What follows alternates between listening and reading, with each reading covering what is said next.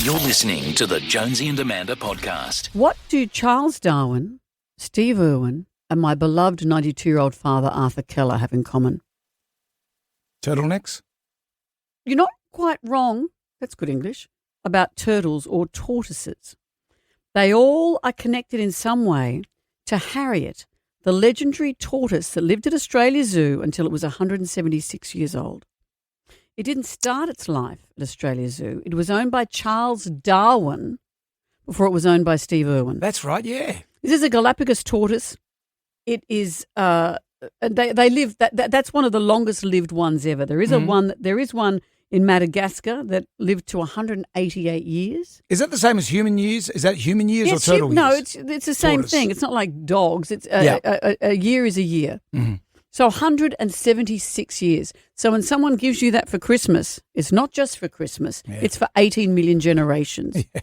Think about that. Put it in the wheel. So this Harriet, 176-year-old Galapagos tortoise, was believed to be one of three tortoises collected, and I'll tell you in a minute how my father is connected. He was collected by Charles Darwin during his 1835 expedition on the HMS Beagle. They didn't pick up my father at the same time. But Harriet lived an extraordinary life, spending time in Britain before coming to Australia in the 1800s, where she was initially misidentified as a male and was called Harry. Harriet spent her final years at Australia Zoo. So she lived this incredible life. So she would have been doing her own business in Galapagos Islands. Mm-hmm. Charles Darwin was sailing around HMS Beagle. He goes, "What an interesting specimen. Let me take it." I'll take that. She lived with Charles Darwin for some time. And then, like 20 years before she passed away, she ended up in Australia Zoo. She spent her final years there. Steve Irwin considered her part of the family. She passed away in 2006 due to heart failure, marking the end of an incredible life that spanned almost 2 centuries. That's the same year Steve passed away. Well, what's really interesting, and this is where my father comes in, my family went to Australia Zoo that year, not long before Steve passed away. Steve wasn't there at the time, but Terry was. We hung out with Terry. We hung out with Robert, who was the same age as my younger son, who's now 22. Mm-hmm. And we hung out with Bindi. So our family, Liam and Jack, my sons, Harley and I, hung out with them at Australia Zoo, and we met Harriet the Galapagos tortoise, as did my father. Dad was with us too. So Dad was particularly enamoured of Harriet, loves a wrinkle. We're about the same age. That's right. I remember him feeding Harriet a hibiscus flower, and then very, very shortly after, she died.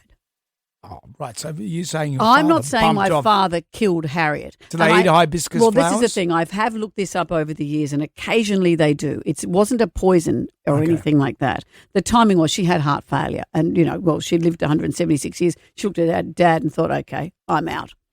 So interesting. That's how my father is linked to Charles Darwin and Steve Irwin. But this is another interesting thing about this, is that Terry Irwin has written about this in her book, that John Edward, the psychic, went to Australia Zoo and spoke to Harriet.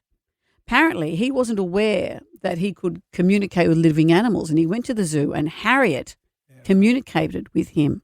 And here's some things. This is what Terry Irwin has said, and she's not a woo-woo person, as you know. No, she's not a woo-woo I think John Edwards person. is a friend of hers, but she's not woo-woo. Yeah, she's not woo-woo.